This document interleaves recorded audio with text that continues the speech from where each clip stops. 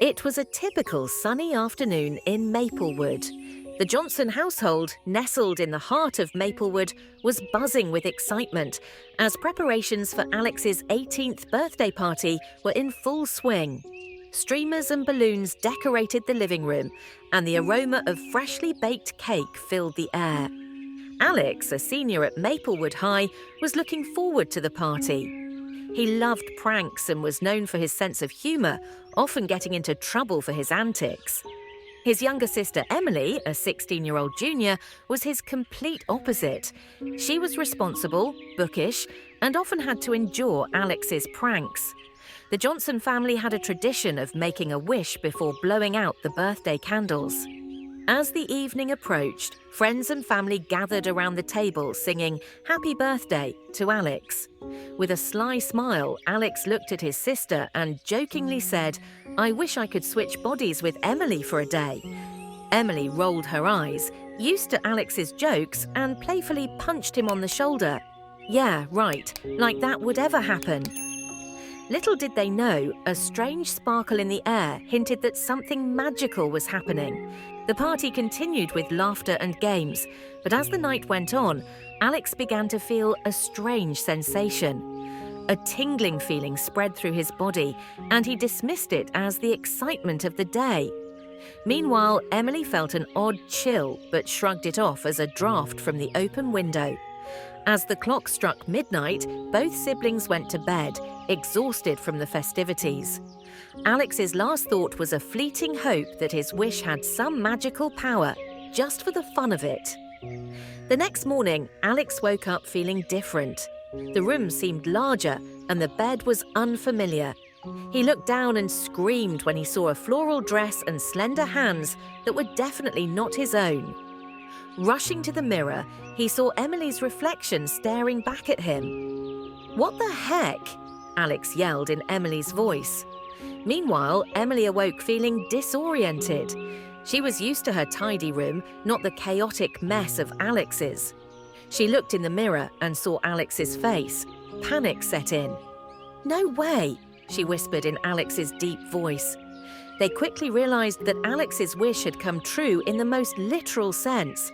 The first challenge was convincing their parents everything was normal. After all, explaining that they had magically swapped bodies wasn't an option. They decided to act as each other and hope for the best. Breakfast was a disaster.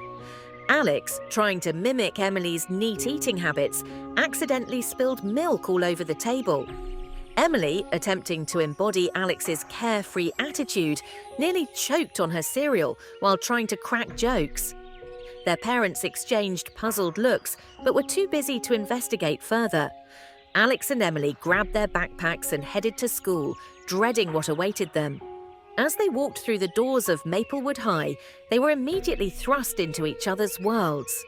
Alex, now in Emily's body, was bombarded with gossip and questions about makeup from Emily's friends.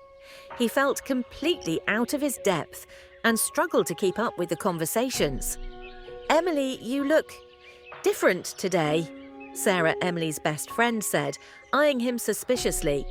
Alex forced a smile. "Just, trying something new." Meanwhile, Emily, in Alex's body, was greeted by Alex's friends with slaps on the butt violently and found it so discomforting. She tried to keep up but found the physicality exhausting. "Dude, you seem off today," Mike, one of Alex's friends, said. Emily laughed awkwardly. "Yeah, just didn't sleep well." As if swapping bodies wasn't challenging enough, fate decided to throw another curveball. Midway through the day, Alex, in Emily's body, felt a sharp pain in his lower abdomen. He froze, realizing with horror what was happening. "Oh no," he muttered under his breath, clutching Emily's floral dress. Emily, in Alex's body, noticed his discomfort and quickly understood. She leaned in and whispered, "Are you okay?" I think I'm on my period," Alex whispered back, his face pale. Emily's eyes widened. "Don't worry, just act normal. We'll figure it out." However, Emily's friends had already noticed the unusual behavior. They exchanged knowing glances and stifled giggles, unaware that it was actually Alex struggling to navigate this unfamiliar ladies' washroom. During lunch, Alex desperately tried to remember everything Emily had ever mentioned about handling periods.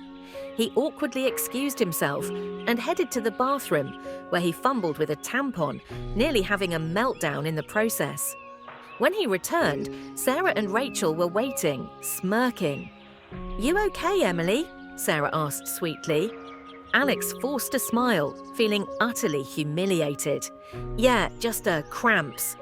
They burst into laughter, thinking it was a typical teenage girl problem, while Alex felt like he was living a nightmare.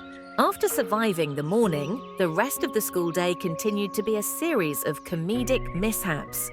In English class, Alex, in Emily's body, had to participate in a discussion about Pride and Prejudice. He had never read the book and was completely lost. "Emily, what are your thoughts on Mr. Darcy's character development?" the teacher asked. Alex stammered, He's very character developed." The entire class burst into laughter, and the teacher shook her head, clearly unimpressed. Meanwhile, Emily, in Alex's body, faced her own challenges in gym class. She had never been particularly athletic, and now, in Alex's body, she was expected to play football. Trying to keep up with the boys, she ended up tripping over her own feet and causing a minor pile-up. "Johnson, what's wrong with you today?" the coach barked, glaring at her. Emily muttered an apology, feeling mortified and out of place. Lunchtime brought a new set of challenges. Emily, in Alex's body, tried to sit with Alex's friends, but she felt completely out of place in their sports discussions. Meanwhile, Alex found himself in Emily's body and had to deal with the complicated gossip among her friends at high school. "So, Emily, tell us about your latest crush," Rachel said, leaning in eagerly. Alex's eyes widened. I don't really have a crush right now." Sarah raised an eyebrow. "Really? What about that cute guy in biology?" Alex panicked, trying to remember any details about Emily's classes. "Oh, him, yeah, he's… okay, I guess." Emily's friends exchanged puzzled glances but didn't press further. However, their suspicion only grew. As they left the lunchroom, Alex felt a wave of relief wash over him, grateful that he hadn't blown his cover completely. Emily, on the other hand, was counting down the hours until they could find a solution. After a day of awkward encounters, near misses, and embarrassing moments, Alex and Emily retreated to Emily's room to figure out how to reverse the body swap. "This is insane," Alex muttered, pacing back and forth. "We can't keep this up. Mum and Dad will notice eventually." Emily, flipping through an old spellbook she found in the attic, frowned in concentration. "Maybe there's something in here, a reversal spell or potion." They pored over the old pages, stumbling upon cryptic instructions and illustrations of bizarre ingredients. Alex rolled his eyes. "Do we really have to resort to witchcraft?"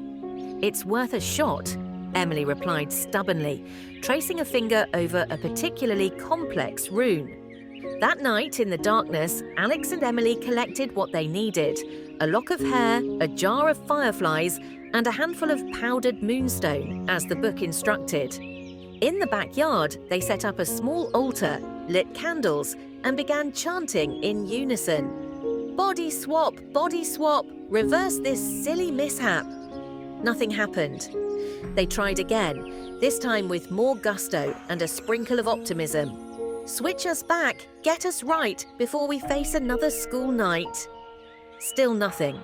Defeated, they collapsed on the grass, staring up at the stars in frustration.